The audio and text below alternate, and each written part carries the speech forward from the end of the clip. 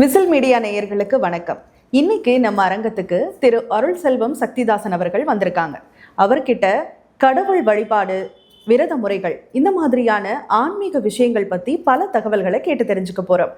அவரை வரவேற்று நிகழ்ச்சியை தொடங்கலாம். வணக்கம் சார். வணக்கம்மா.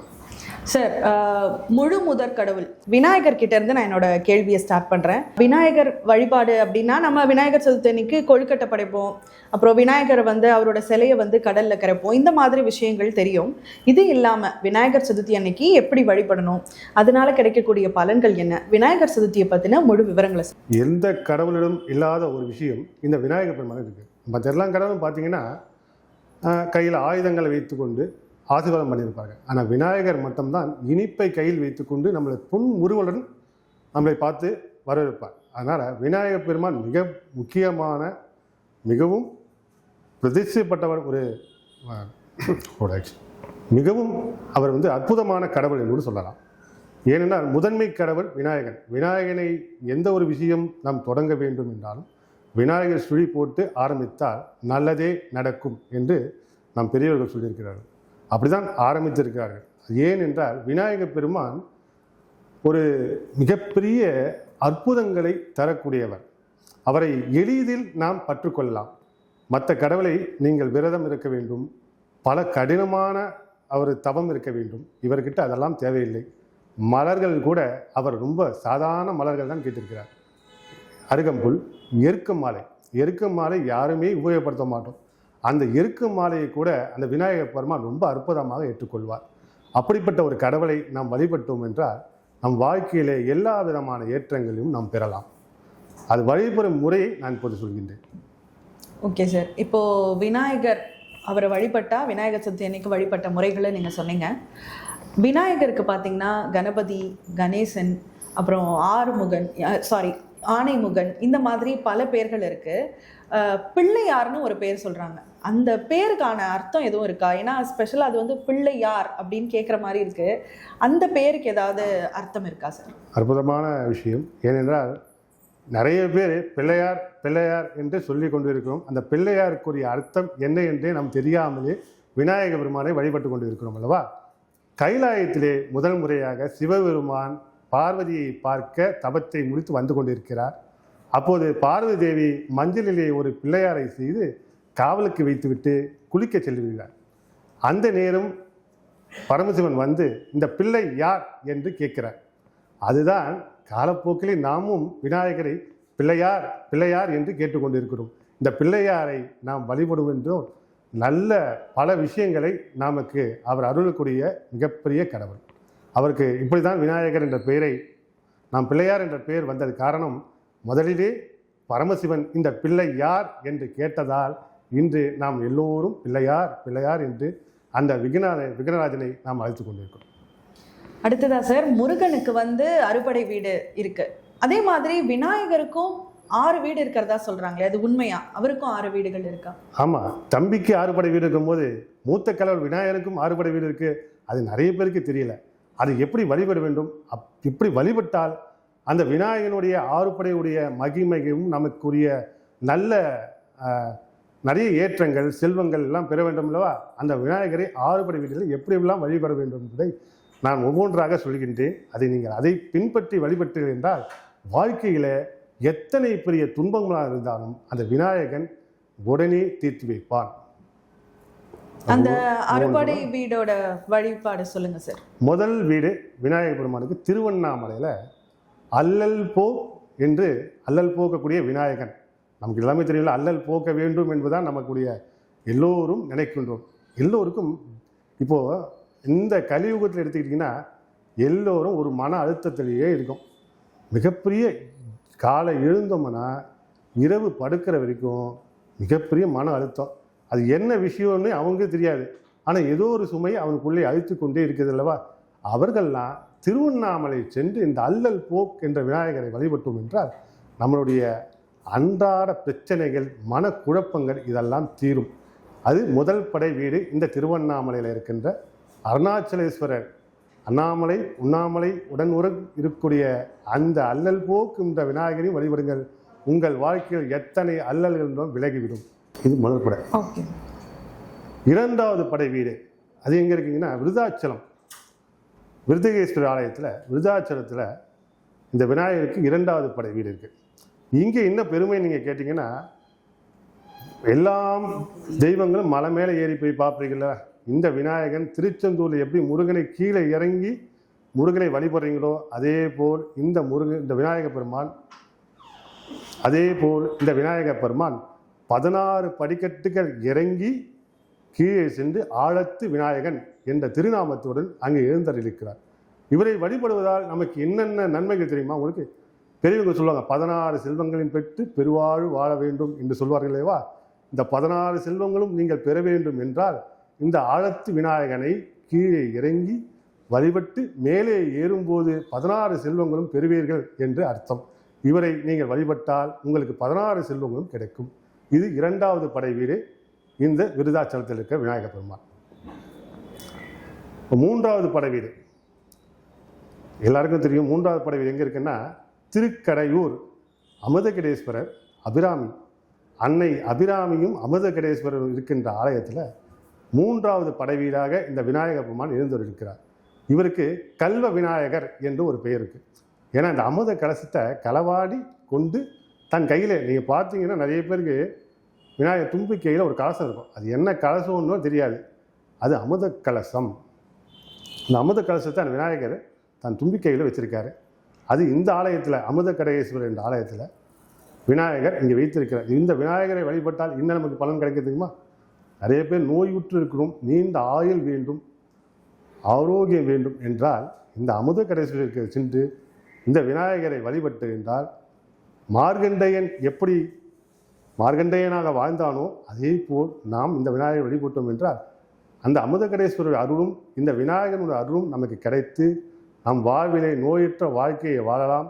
நீண்ட ஆயுள் வேண்டும்ன்றவர்கள் இந்த ஆலயத்தை விநாயகர் வழிபட்டால் நீண்ட ஆயுளுடன் வாழ்ந்து வரலாம் என்பது இந்த ஐதீகம். நான்காம் படை வீடு சார். நான்காவது படை வீடு மதுரை மீனாட்சி சொக்கநாதன். மதுரை என்றால் சொல்லவே வேண்டாம். அந்த மதுரையில் மீனாட்சிக்கு பார்ப்பதற்கு முன் இந்த விநாயகனை பார்த்துவிட்டு தான் நாம் மீனாட்சியை பார்க்க முடியும். ஏனென்றால் இங்கே சித்தி விநாயகன் என்ற திருநாமத்துடன் எழுந்தருளிருக்கிறார். இது நான்காவது படை வீடு. இந்த நான்காவது படை வீட்டிலே இந்த சித்தி விநாயகனை வழிபட்டோம் என்றால் பல சித்து வேலைகளை நமக்கு கற்றுக்கொள்ளலாம். ஏதாவது சித்தியாகாத வேலைகள், நமக்கு எத்தனையோ விஷயங்கள் நமக்கு சக்ஸஸ் ஆக வேண்டும், வேலையிலேயோ இல்லை நிறைய பிரச்சனைகள் இருக்கும். அவங்கெல்லாம் இந்த சித்தி விநாயகனை வழிபட்டால் திருமண தடை, குழந்தை பாகியம் இவரெல்லாம் வழிபட்டோம் என்றால் இந்த மீனாட்சியுடன் அருள் பெற்ற இந்த குழந்தை சித்தி விநாயகனாக அருள் பார்க்கிறார். உங்களுக்கும் வாழ்க்கையில் குழந்தை பாக்கியம் கொடுப்பான். திருமண தடை நீக்கக்கூடிய விநாயகர் பெருமான் இங்கே நான்காவது ஸ்தலமாக, நான்காவது வீடாக அருள் பாதித்து கொண்டிருக்கிறார். இவரை வழிபட்டால் நமக்கு பல துன்பங்களிலிருந்து விடுபடலாம். நாம் செய்ய வேண்டியது ஒரே விஷயம், 2 விளக்கேற்றி அவரை வழிபட்டு வந்தோம் என்றால் வாழ்க்கையில் எத்தனை துன்பங்கள் இருந்தாலும் ஒளி போல் நம்ம வாழ்க்கையில் ஒளி பெறும். ஐந்தாம் படை வீடு சார். ஐந்தாவது படை வீடு காசி மாநகரத்திலே காசி விஸ்வநாதனும் காசி விசாலாட்சியுடன் இருக்கின்றார் அந்த விநாயகர். அவருக்கு இங்கேயும் ஒரு படை வீடு இருக்குது. ஏனென்றால் நிறைய பேர் காசிக்கு போகணுன்ற ஆசை இருக்கும், ஆனால் விநாயகனை காசியில் போய் பார்க்க முடியாது. ஆனால் இங்கே நம்முடைய கற்பகப்பட்டியிலே கற்பக விநாயகனாக எழுந்தருளிருக்கிறார் இந்த 5ஆம் படையான விநாயகர் பெருமான். இந்த விநாயகர் பெருமானை நாம் வழிபட்டோம் என்றால் இவருக்கு கற்பக விநாயகர் என்ற திருநாமம் இருக்கு இல்லையா, கேட்டதை தரக்கூடிய விநாயகன். காசியில் போனீங்கன்னா நீங்கள் சிவபெருமானையும் காசி விஸ்வநாதையும் காசி விசாலாட்சியும் இந்த விநாயகரும் வழிபடலாம். ஆனால் கற்பகப்பட்டியிலே நீங்கள் வந்து என்றால் பிள்ளையாரே தன் கையிலே சிவலிங்கத்தை வைத்துக்கொண்டு பூஜை செய்து கொண்டிருக்கிற ஒரு அற்புதமான காட்சியை நீங்கள் பார்க்கலாம். அதனால் தந்தையும் மகனையும் பார்க்கின்ற பாக்கியம் இந்த ஆலயத்திலே உங்களுக்கு கிடைக்கிறது. இந்த கற்பக விநாயகரை வழிபடும் என்றால் கற்பக விச்சயம் என்று ஒரு மரம் இருக்கிறது அல்லவா, அந்த திருநாமத்திலேயே இந்த பிள்ளையார் இருக்கார். கேட்டதை தரக்கூடிய அந்த மரம், அதே போல் நம் என்ன கேட்கின்றோமோ அத்தனையும் இந்த பிள்ளை நமக்கு வாரி வழங்கக்கூடிய விநாயகர் பெருமானாக கற்பக விநாயகர் கோயிலே இருக்கிறார். நீங்கள் சென்று கற்பக விநாயகரை வழிபட்டோம் என்றால் நமக்கு எல்லா விதமான செல்வங்கள், நோய் நொடிகள் இல்லாமல் வாழ வேண்டும் என்று நினைப்பவர்கள் பிள்ளையார் பற்றி 5வது படைவீடாக இருக்கிறது. அங்கே சென்று இந்த விநாயகரை வழிபடுங்கள். வாழ்க்கையில் உங்களுக்கு எல்லாம் நல்லதே நடக்கும். விநாயகருக்கான 6வது அறுபடை வீடு, 6வது வீடு. விநாயகருடைய 6 படை வீடு, 1லிருந்து 6வது படை வீடு வரை வந்துவிட்டோம். 6 படை வீடு. இந்த 6வது படை ஏனென்றால் முக்கியமாக இந்த படை வீடை சொல்கிறோம் என்று சொன்னால், ஒரு சிறுவன் விநாயகன் மேல் மிகவும் பக்தி கொண்டு அவரை தினமும் வேண்டி வணங்கி அவரை கொண்டாடிய அந்த சிறுவன் விநாயகனை ஒரு முறை பார்க்க வேண்டும் என்ற மனதிலே தோன்றி அவன் பூஜை செய்கின்றான். அவனுக்காக இந்த பிள்ளையார் எங்கே தெரியுமா இருக்கிறார்? திருநாரையூர் என்ற ஊரிலே பொல்லா பிள்ளையார் என்ற திருநாமத்துடன் இந்த பிள்ளையார் இருக்கிறார். நிறைய பேர் பொல்லா பிள்ளையார்னா ரொம்ப கோபமான பிள்ளையார் நினச்சிட்டு இருக்கீங்க. பொல்லா பிள்ளையார்னா ஒளி செதுக்கப்படாத விநாயகப் பெருமான், சிற்பியால் செதுக்கப்படாத பிள்ளையார் அவருக்கு தோன்றி காட்சி கொடுத்ததால் அந்த குழந்தை மிகப்பெரிய ஞான செல்வனாக பிறந்தார். இந்த உலகில் பேர் புகழோடு வாழ்ந்தார். அப்படி நம்ம வாழ வேண்டும். பிள்ளைகள் படிப்பிலே மந்தமாக இருக்கின்ற பிள்ளைகள் இந்த ஆலயத்திலே பொல்லா பிள்ளையாரை வழிபட்டோம் என்றால் வாழ்க்கையிலே ஏற்றம் கண்டிப்பாக உண்டு. அந்த கல்வி திறன் அந்த பிள்ளை நன்றாக படிப்பார். இந்த பிள்ளையாரை வழிபட்டோம் என்றால் கல்வியில் சிறந்து ஞானம் செல்வம் இவையெல்லாம் சிறந்து வழங்கக்கூடிய ஒரு அற்புதமான விநாயகர் பெருமான் இந்த பொல்லா விநாயகர் திருநாரை என்ற ஊரிலே 6வது படை வீடு விநாயகராக இருக்கிறார். இவரை போய் வழிபட்டோம் என்றால் வாழ்க்கையிலே நமக்கு நல்ல விஷயங்கள் நடந்து கொண்டே இருக்கும். சார், விநாயகர் வழிபாடு பற்றி பேசணும். விநாயகருக்கு கொடை வச்ச மாதிரி அந்த மாதிரிலாம் வழிபடுறாங்களே, அதுக்கு ஏதாவது காரணம் இருக்கா? விநாயகருக்கு கொடை பிடிச்சி வழிபடணும் அப்படின்னு எதுவும் இருக்கா? காரணம் இருக்கு. மூசிகனுடைய மனைவிதான் இந்த மூசிகனுடைய மனைவிதான் இந்த வெண்தாமரை கொடை. இது என்ன மூசிகனுடைய மனைவி, நீங்கள் வெண்தாமரை கொடைன்னு சொல்றீங்களேன்னு கேட்குறீங்களா? அதாவது மூசிகா என்ற அசுரனை அழிக்க வேண்டும் என்பது வரம். அப்படி சிவபெருமான் அந்த வரத்தை கொடுத்த விநாயகர் பெருமான் அழிக்கிறதுக்கு சென்றார். அப்படி சொல்லும் போது அந்த மூசியுடைய மனைவி மிகப்பெரிய பார்வதி தேவியுடைய பக்தை.